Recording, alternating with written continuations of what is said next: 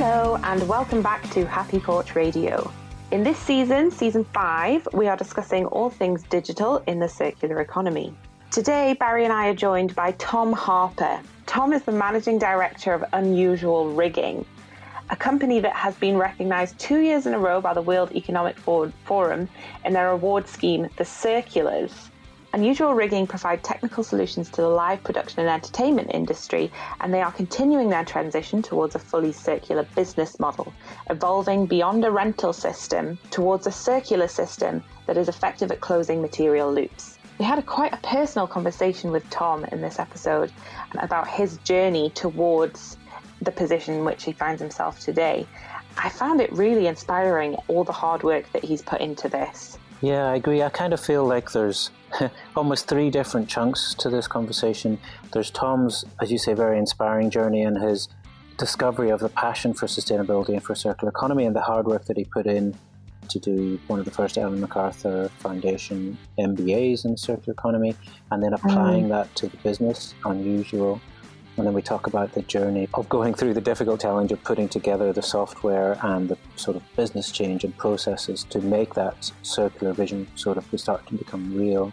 And then at the end, we touch on how the absolutely extreme changes to the live events industry that the pandemic in 2020 this year has made, and a little bit about Tom's thinking about how to try and pull the positives as much as you can out of that and look forward. Yeah, and I think that was a really inspiring thread throughout, the way that Tom motivates himself and finds those positives in everything and centers in whatever he does this idea of the importance of the circular economy in terms of not only the environmental health of our planet, which is obviously such an important part of it, but also towards the end of our discussion, how he talked about his employees and the way that he values their input and how we can build a better future, not just environmentally, but socially, and include all these things in the way we're building back.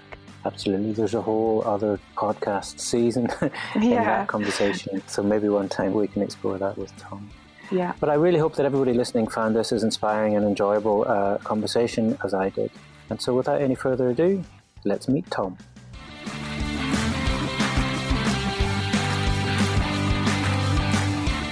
Hello, my name's Tom Harper. I'm the Managing Director of Unusual Rigging Limited. Unusual is a company that's been going since the early 80s, around 1983 it started. And its strapline is that it provides technical solutions to the entertainment industry. It started primarily working in theatre, producing rigging and engineering solutions for previously unconsidered opportunities. There was a great sort of move in the early 80s with the likes of Andrew Lloyd Webber and Cameron McIntosh, who were pushing the boundaries on what could be imagined previously in theatre productions, and Unusual was there to make the unimaginable suddenly commonplace. And in that time, it grew and strengthened its capability, and it now provides engineering solutions for the Olympic Games, amongst other big sporting spectaculars, and generally any sort of art-based public-funded or private-funded projects across the UK and indeed internationally. Awesome. And welcome to Happy Porch Radio. Thank you. Yeah, I'm excited to be here. Yeah, I'm really pleased and really delighted that you've joined us. There's kind of so many different things I'd like to talk about. We'll start in a minute and maybe talk a little bit about the process or the journey of introducing some circular concepts to Unusual. And then obviously in the context of the craziness of 2020, we can talk a little bit about how you've seen that and how you're approaching the future based on things that are happening at the moment in the industry. Sure. Let's go back to the start. And I guess your own motivation or your own interests in circularity and in sustainability. Interesting if you just share a little bit of that for context. Yeah, okay. Well, sustainability, my interest came about actually when I was an actor and I was at the RSC. I happened to pick up a book called The Last Hours of Ancient Sunlight by an author called Tom Hartman. And the first paragraph of that book on chapter 1, I just couldn't believe what I was reading. I thought, why the hell is this not mainstream news? And he pointed out that every single day, at least 137 species of plant and animal are being made extinct. And then he went on to talk about peak oil and climate change and the interrelationship between social inequality and energy usage, etc. And I genuinely thought, what is going on? Why isn't this on 10 o'clock news tonight, every single night until we do something about it?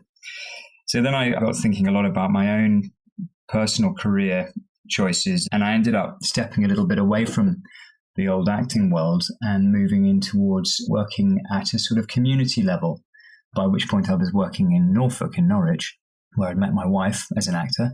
And I joined the Transition Town Network. I don't know if you're familiar with that. Yeah.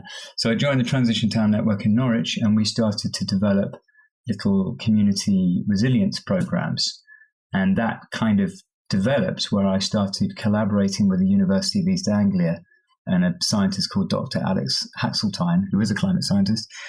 And he would basically provide the raw data, and then I would try and translate that into art and drama-based workshops to play in schools. And so that ran for a few years, but then funding was cut, and I took another turn and joined the family business, which my stepfather had started back in 1983, Unusual Rigging, on the proviso that I could bring in some sort of sustainability methodology into the working practices. And at the same time as that, I thought, I've not really ever worked properly in business, so I've got to give myself a sense of the right kudos and status. So I embarked on an MBA with the Ellen MacArthur Foundation via the University of Bradford, called the Circular Economy MBA. And that was run by an amazing guy who's, in my mind, like the Luke Skywalker of the circular economy, working with Ken Webster, who, I hope he doesn't hear this, I would have imagined was like the Yoda of the circular economy. Ken Webster, who's now was with the Ellen MacArthur Foundation. And yeah, I was just utterly blown away by it. It was really inspiring to be learning about business, but through the lens of living systems. And your average business MBA modules, you don't spend a module studying soil and understanding the interconnectedness of life through the soil. And so it was kind of like a living language, and it really inspired me. And I thought, well, I'm in such a good position here to take this theory and see if I can apply it practically within my actual business. So yeah, I got to work on that, and it just happened that the MD and the management team at Unusual Rigging were very keen to develop a new asset tracking software system, because they were fed up of, I can't use the language because it was rather blue, but the MD would say, where the F * is all my stuff. I just need some software that's going to tell me where it is, what project it's on, and when it's coming back, because it was fairly messy. And so there was plenty of software out there, but we collaborated with a team based up in Aberdeen with the proviso that we would try and embed a little bit of the circular economy principles within the software so that we could do things like a little bit more effective predictive maintenance, checking when things were remanufactured and refurbished, looking at offering discounts on refurbished elements to clients. So I got fully immersed in that, and it was about 3.5 years, and it was utter hell. And I wish I'd never started. But by the end of it, we had something that we were quite pleased with, but it did take a long time. And I'd like to sort of explore that journey a little bit. Being in the software industry myself, I'm kind of interested in that journey and the motivations.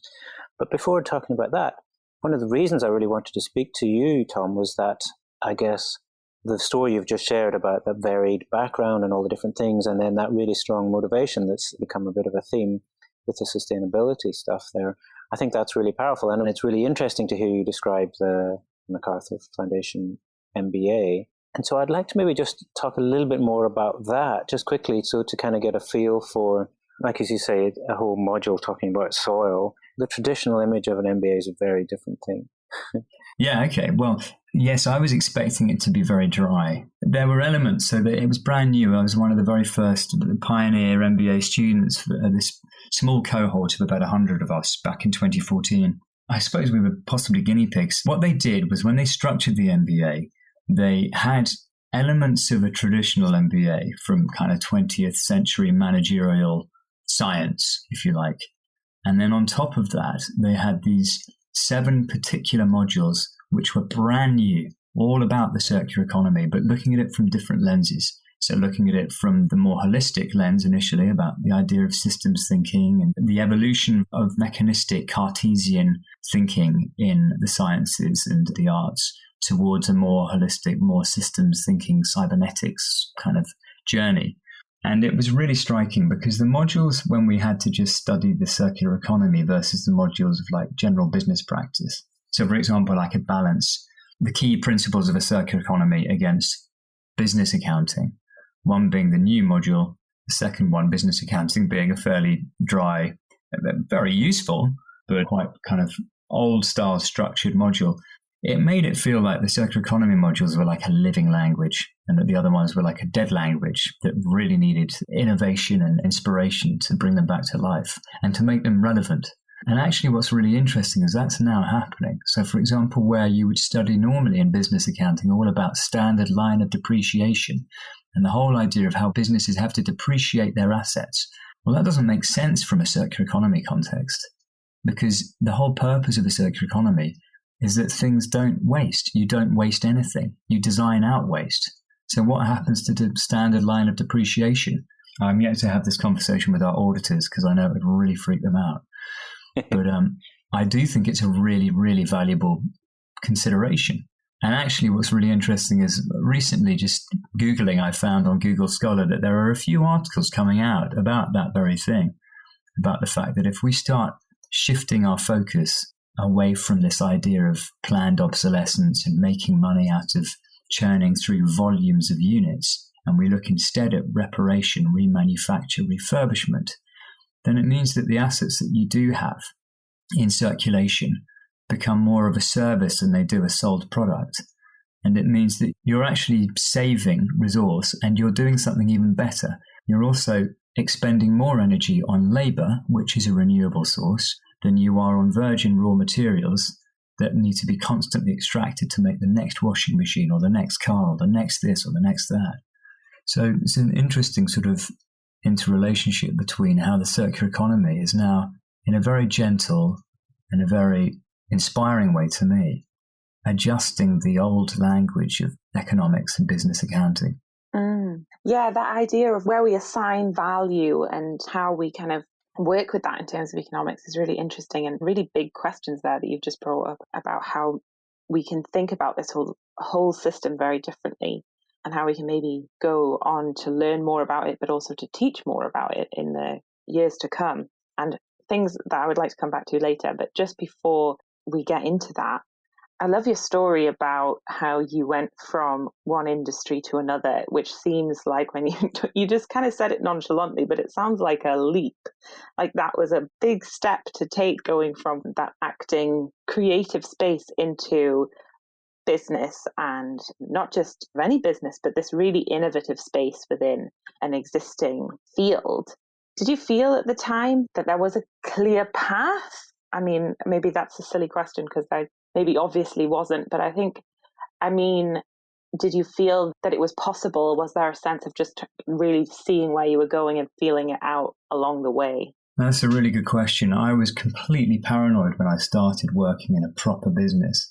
I mean, I'd had a bit of a transition, which I engaged in by creating my own business called Community Solutions East. Myself and Dr. Alex Axeltine and another colleague, we decided to set this business up as a small, limited by guarantee community type business.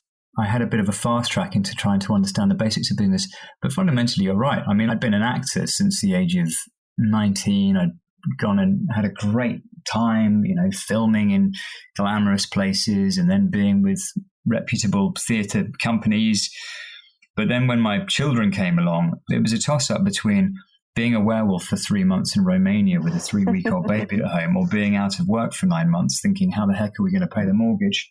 So that was a bit of a driver as well that just sort of fell in as well, obviously as an external pressure, alongside a more sort of philosophical and more anxiety rising reaction to climate change and the impact of human activity on our home, on the planet. So I would sit in meetings at Unusual Rigging at the beginning, and I would just feel like I was a complete imposter, utterly paranoid, secretly mouthing to myself in the middle of a meeting, look, it's fine. I'll just phone my agent. I'll see if there's any radio work. and I'll just dovetail straight back into that. It'll be all right. But then as things progressed, I realized actually it's not that complicated. Most decisions, whether it's in your family life or in business, they have to be led by common sense. So if you have a space, a bit of clarity of mind to just think common sensically, and luckily you're surrounded by other common sense thinkers, which I definitely was at Unusual, then just feel your way and don't be afraid to sound stupid if you don't understand something. So there were lots of moments of me sounding stupid, but it was a real baptism of fire as well, because I had been an actor for nearly 14 years. And then suddenly here I was, the MD saying to me, right, I want you to be responsible for implementing this new software system so that we know where the hell our stuff is whenever it goes out. And we're talking about 11 kilometers worth of aluminium truss, 4,000 electric chain hoists, over 72,000 shackles and items of rigging. So, it's a lot of stuff that had to be traced, and you had to identify, well, how are we going to categorize it? Are we going to go for the high-end capital assets first and then work our way down? Does every item count? What do we think about?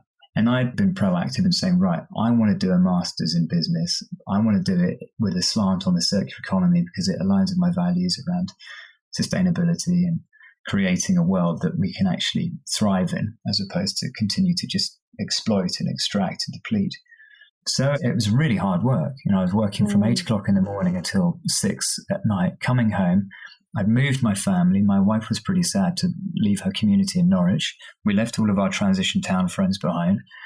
I had young kids. We'd settle them. Ruth, my wife, and I, we would settle the kids. And then I'd get to work again at 8 o'clock in the evening and work until 10:30 at night doing this MBA. And that went on for 6 years. And I became an insomniac. But yeah, it kind of paid off. Wow, that is a lot. That is a lot to take on. And I admire you for it. And I think in terms of that professional transition, it seems like it's really tough, right? And that puts a lot of people off because there's a lot of work to be done. But I feel like the way that you approached it in terms of this is something I'm passionate about and I really want to do it, but I don't really feel like I have the grounding or the skill set maybe or whatever it was. So I'm going to just learn, and I'm going to learn by doing, and I'm going to learn by studying.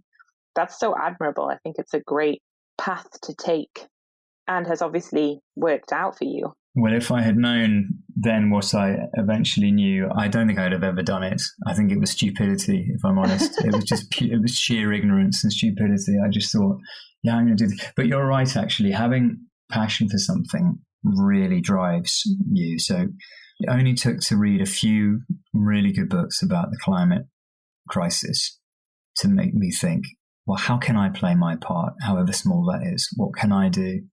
And then I just was very, very lucky researching and finding out that there was this MBA suddenly that the Ellen MacArthur Foundation had developed in collaboration with Bradford University through Professor Peter Hopkinson primarily and Ken Webster. Those guys were really the pioneers who said, right, let's do this. Peter Hopkinson had been working at Bradford for many years, and in his own words would say that he was very tired of the lack of kind of inspiration within the sustainability narrative, a narrative that effectively says, we know we do bad, let's just do less bad by being more sustainable, which effectively equates as, let's do bad, but let's do less of it.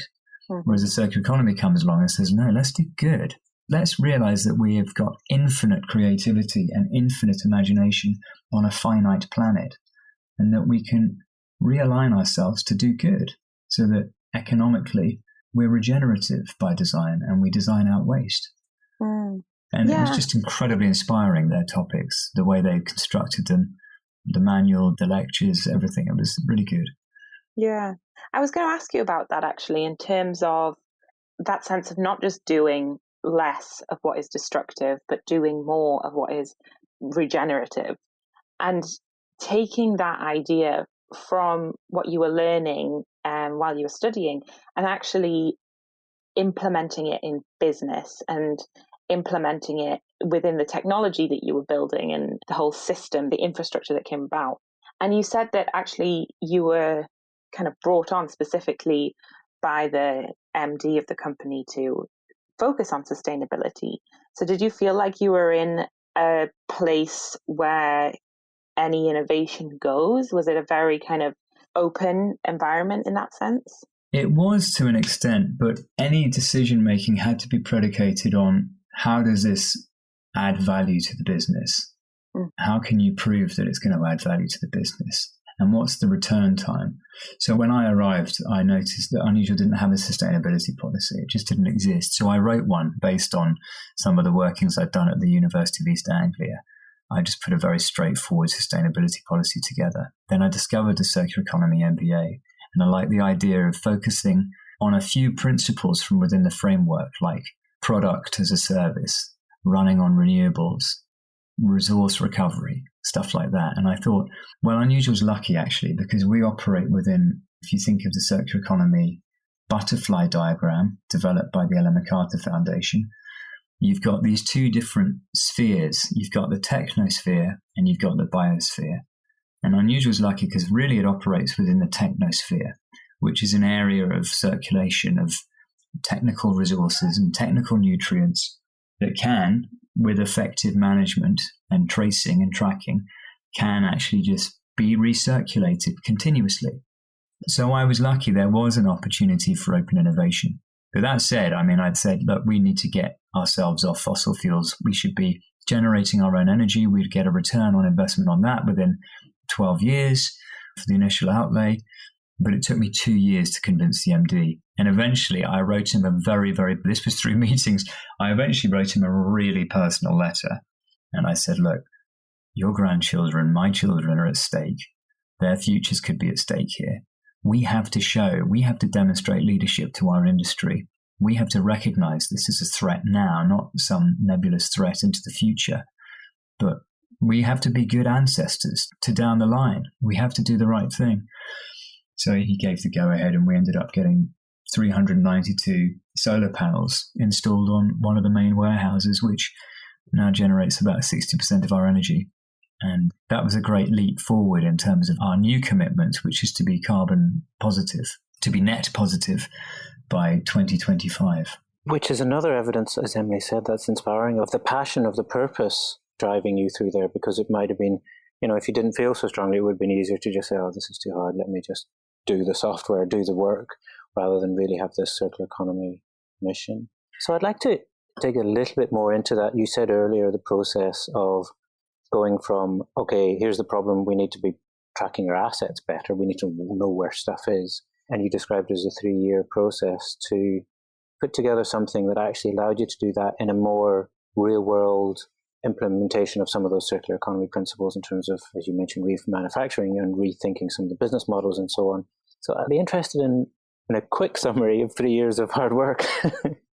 Okay, well, that's really simple. Okay, so what we did was, like I mentioned before, I think the most computer literacy I had when I started at the company was that I could just about open a Word document and type on it. But I made everything look like a story or a script as opposed to, a business report. So that took a while. And the initial immersion into Aspire, which is the name of the software that we use, came about through I inherited the responsibility for the relationship with the software developers because they had promised this thing and they said, yeah, we'll do this in sprint 1, sprint 2. By sprint 3, we'll have all of your crew on the system and you'll be able to book and trace projects, blah, blah, blah. But I was completely in over my head and I just had the head of IT at the time, a lovely guy called Dan, who was really not interested, actually. He would do things like make sure that the crystal reporting templates for some of our documentation looked correct and were branded on point with our branding. But other than that, it was me to do the donkey work. So I decided to break it down. I took the high-end capital assets. We have electric chain hoists, which new cost about £1,700. And we have about 4,000 of those from an excellent supplier in Germany. And they were designed over many years by ourselves in discussion with this company so that we could actually develop something that really served the theatre industry, quiet, stealth-like, effective, quite quick at lifting and moving scenery and equipment about in theatres. But each one is expensive. So the first thing, it was a real dive into the deep water. I just thought, okay, well, let's just invest in a load of RFID tags and embed these tags on every single item and give every single item a serial number so that we eventually developed what was the equivalent of a passport for each item of equipment. So every single one of our electric chain hoists has its own material passport. It tells you when it was manufactured, what its serial number is, the photograph of it even, when it was last used, and every time it goes, it's immutable. The information is immutably embedded within its kind of life cycle, if you like. So you see how many cycles it's done, how many jobs it's been on, who last inspected it, who last remanufactured it, or when it had a component part swapped out. There's a really, really granular detail.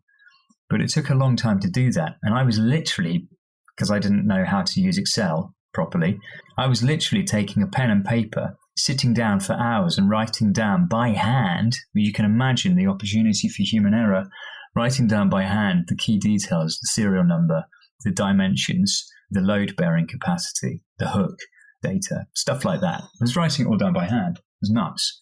And then somebody, I think it was a guy in IT, Dan, who suddenly said, we could set up a spreadsheet that just, we could get these RFID readers to start working sooner, and then we could Bluetooth them to our tablets, and then you could just bleep and put all of the information in that way. Then there wouldn't be any errors. And that was about a year and a half down the line.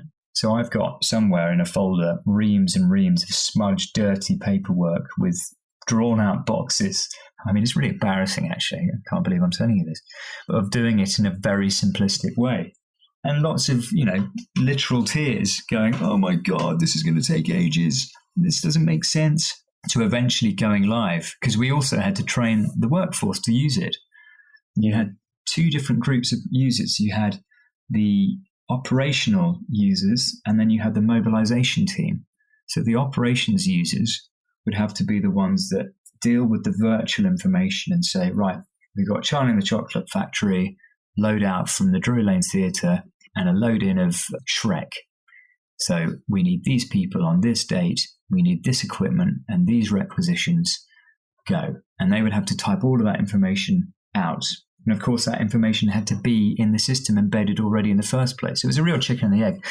It felt a little bit like jumping, because we were using another software system at the time, which wasn't very good. But it felt a little bit like we were jumping from one train to another whilst they were full speed ahead, at 500 miles an hour down to parallel tracks. Yeah, that's really interesting. And in the software development, a lot of what you said there is you were going through that painful process in what is probably the right, in inverted commas, the right thing to be doing. And you broke it down, you identified the priority of what you were going to do, and you just started doing it and sort of taking it step by step, piece by piece, even if it felt really painful to go through. That's reality. That's, I guess, the beauty of it. So having got through that initial process, and when did you start to actually see some of those results? I mean, both results in terms of the original goal of tracking assets, but also results in terms of seeing you being able to see some of the circular economy principles becoming real. So the first one, the tracking assets, was brilliant, actually, because we have a team of in-house riggers. These are guys that are really specialized at rigging and engineering any sort of crazy, quirky scenario. And it turned out that there's an item of equipment called a span set. It's also known as a round sling. It's like a steel wire rope round sling covered in a fabric, a very hardy, robust type of dark fabric. And they're really useful because you can wrap them around pieces of truss and you can hang things of, up to 2-3 ton off them with shackles, etc. And once we'd put all of our span sets into the system, literally bleeped them in one by one, there was a team of about 3 people doing it. You could see the inventory building up against that category. So we had the motor shop category. We did that first, got all of the hoists, the electric chain hoists on there. And then the rigging, warehouse rigging category. When jobs went out, and then when they were supposed to return within their return date, we designed the system so it would spit out a late returns report. So it would say, right, all of this stuff went out, but only 20% of it's come back. So then we got quite strict about it, and we decided to have a hierarchy of inquiry. So the first person we would ask would be the project rigger. Okay, you were responsible for this equipment on this show. Do you know what's happened to it? Was it all loaded onto the truck when you did the loadout? And then if they said, yes, absolutely it was, then you would check with the truck company and they would say, well, we came from the venue straight to your warehouses. And then you would check with the client. That was the last port of call because you don't want to upset your client. But anyway, about 80% of the stuff that seemed to never return, it turned out, I won't use any names, it turned out one rigger had decided to keep a load of span sets in his garage for a home project. And he had about 20 or 30 span set round slings in his garage. So it was brilliant because suddenly that behavior just stopped because everybody caught wind very quickly. Oh, wow, this new system really works. And it tells the guys in the yard and in the offices straight away on return of the equipment whether or not things are missing. And if they are missing, they don't just go, oh dear, stuff's missing. They actually chase it up and say, where's it gone? You were last responsible for it. So that was good. So that from an asset tracking point of view was brilliant. From a circular economy point of view, what it also did, it helps us to provide absolute clarity on when things were certified and when things were last inspected. And we then were able to expand through asset tracking and working with the same software developers on a new piece of software that's called Kinetic, so that we could do an inspection, maintenance and servicing of our clients' equipment as well that was not owned by us. And so that the circularity there is that we were beginning to sort of provide a product as a service, as opposed to just provide a product and then that's it. You know, we were able to provide a service on top of that, which was continuous inspections, which brings in revenue as well for us. So we're able to inspect long-term items, you know, stuck up in, say, the Palladian Theatre in London. A report would be generated that says these inspections are now due. And you'd be able to go and refurbish equipment that looked a bit tired or old, but you could tell its cycle was still in good. It still had its life cycle analysis. It still had plenty of cycles to go through. And with a bit of clever refurbishment and swapping out of component parts that break down first, you could extend its life cycle by even more. And then there was another element as well that came a little bit later, which was that we decided to categorize something called resource recovery. So we would be taking out equipment from old theatres, recovering it, and normally that would have just gone straight into the metal skip to be recycled, which, you know, anybody that understands the circular economy recognizes as recycling is actually not part of the circular economy. It's still waste. It's waste of energy. So it's the loop of last resort. But instead of it going into the metal skip, this equipment, we were able to either upcycle it or refurbish it and make sure that it was reused again on the following show, but at a discounted price because it had already been made once but sold twice. So you could sort of take 20% off the normal value, which obviously the client would be pleased with. Yeah, absolutely. And that to me, I think, that must have felt like, I guess, the start of the vindication of all the previous hard work and you starting to see, going back to our conversations about purpose and the reason for doing this, like there's a direct correlation there between reduction in waste, reduction in all these other things, and the business benefit. And it kind of starts to move towards that positive, as you said, not instead of doing less bad, let's identify ways to move through less bad to doing good.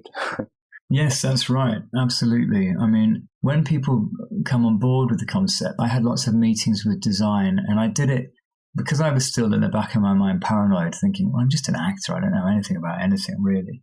I didn't want to have big grand meetings. I went to speak to people one-on-one, and I would say that that's key for anybody in any organization anywhere. That's really key for sort of any change initiative to take hold. I'd spend a bit of time with the head of design and just say, look, we've got this idea that we want to be more sustainable, we want to be more circular. And then you basically give them a basic understanding of the framework of the circular economy and say, look, how can we look at designing things differently so that we can make more modular design instead of just bespoke one-off things? Why don't we design things that can be used again and again and again?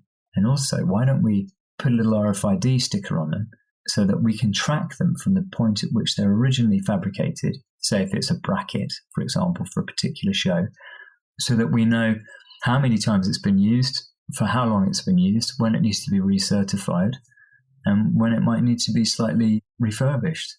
So the design team came on board quite quickly with that. They really enjoyed recognizing that we were saving money for the client. We weren't wasting loads of resources ourselves, which was inefficient, having to buy loads of metal work to suddenly refabricate a whole load of new head blocks or shivs, which are basically the wheel components within the gods of a theatre. that steel wire rope runs down to lift scenery.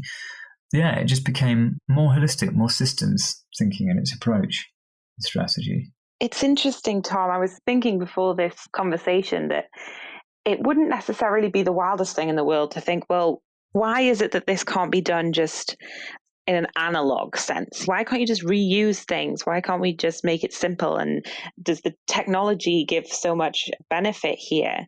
If you're just kind of renting out equipment and renting it out several times, surely that's the reuse right there.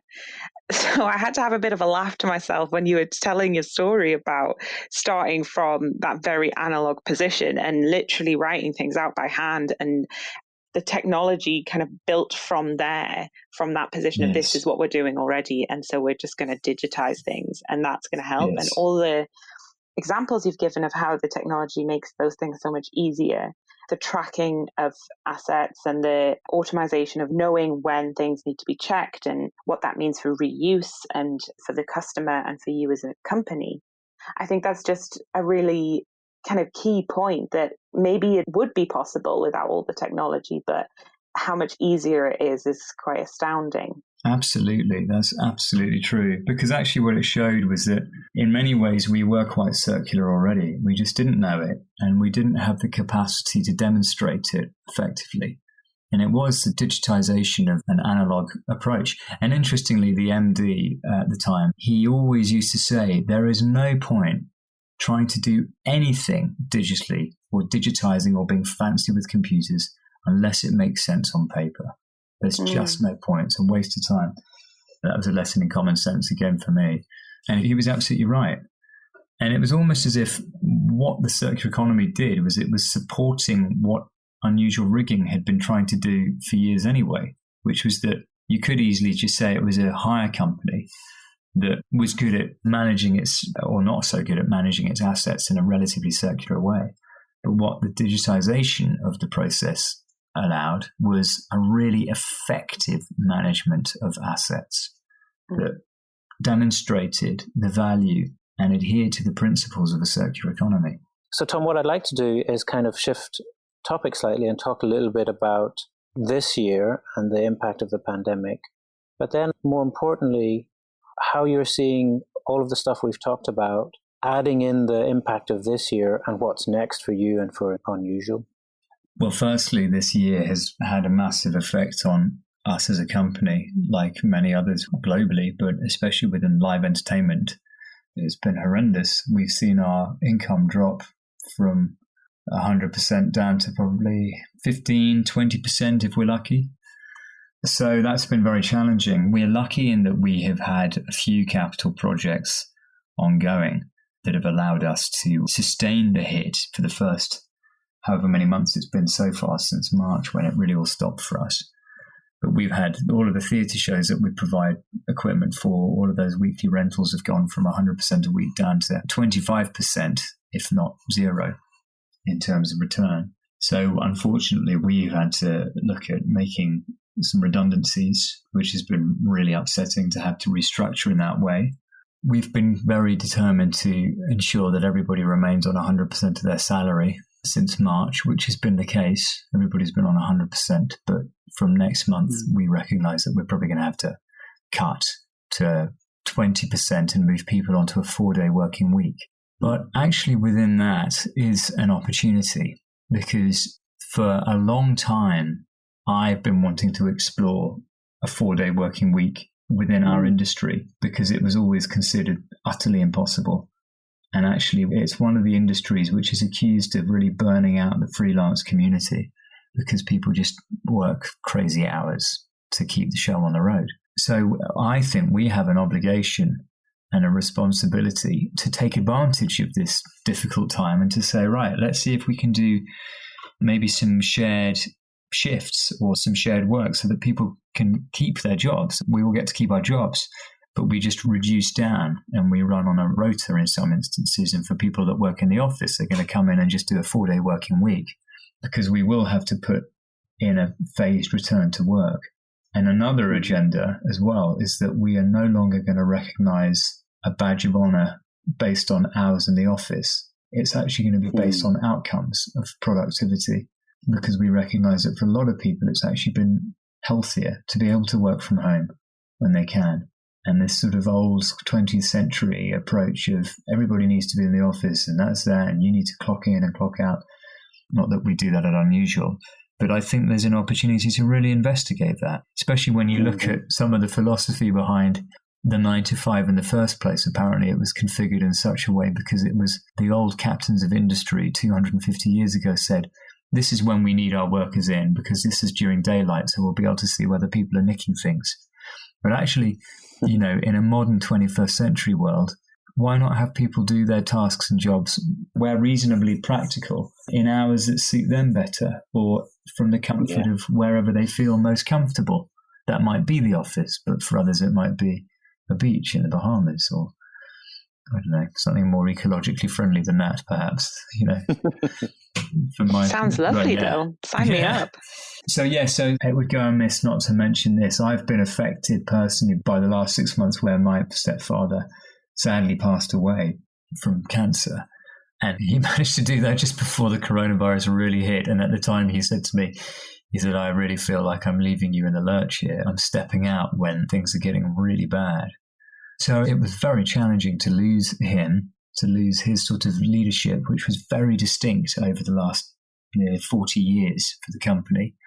And then to go headlong into this crazy coronavirus adjusted world. But I really see it as an opportunity. And I really see that the coronavirus really is just like Jeremy Lent had said. The coronavirus really is just that small rehearsal wave before the really big wave comes along, which is going to be the multiple sort of impacts of climate change, which we're seeing already. And how do we adjust to that? Yeah, well, thanks for sharing all of that. As you say, that's a fairly full-on intense year. I liked what you said there at the end about in adversity without in any way reducing the difficulty of that adversity, but doing what you can to focus on the opportunity, which it sounds like what you're saying. Absolutely. And seeing that for the people, because everybody matters, seeing for the people that are still standing and the elements of the industry that are still standing, this is like a phoenix out of the flames moment. It really is. We get to not just pay lip service to the things that we've been trying to put in place around circular economy, but to really take the downtime to rewrite and redesign everything. And actually, it's not as complicated and as complex as it might sound. It's a matter of just taking the quiet time and saying, right, okay, let's look at our fleet. We have everybody in our company, riggers and production team, they all have a car. Well, why don't we change it so that we can apply a salary sacrifice scheme? That way we can move quicker towards electrifying the whole fleet. And it's more cost effective for the company and it's more cost effective for the employee as well. So it's kind of driving us to make big decisions quicker, if you like, which is a good thing. Yeah, and another case of sort of inspiration in what you're sharing with us there. So thank you so much for all of that. I'd love to explore all of what you're sharing there and to go into that in more detail. Maybe what we should do, Tom, is in a year and 18 months, when we're over into the next stage of whatever's coming next, I'd like to have you back on the show and explore in retrospect what's happened since then, and hopefully, as you say, talk a little bit about Phoenix Out of the Flames and some of the next stage of those circular economy positive moves that you're talking about now, as well as the team and cultural human stuff that you mentioned. I'd love to, yeah, that would be great. I'd be very keen to do that. Awesome, thank you. And just finally, for anybody listening who wants to find out more about the work you're doing and more about Unusual, where should they go? Well, if they go to www.unusual.co.uk, they can find out all about the company, and info@unusual.co.uk. I'm on that email structure, so send an email through if you've got any specific questions. Awesome. Thank you so much. Really appreciate your time today. Really enjoyed that conversation. Thank you. Likewise. Thanks a lot. Cheers. Thank you, Tom, for sharing your story with us. It was great. Thanks a lot. You can find notes and links from this episode, plus a full transcript at happyporchradio.com. If you are enjoying the show, please take a moment to give us a positive review on your favourite podcast app. Thanks for listening to Happy Porch Radio.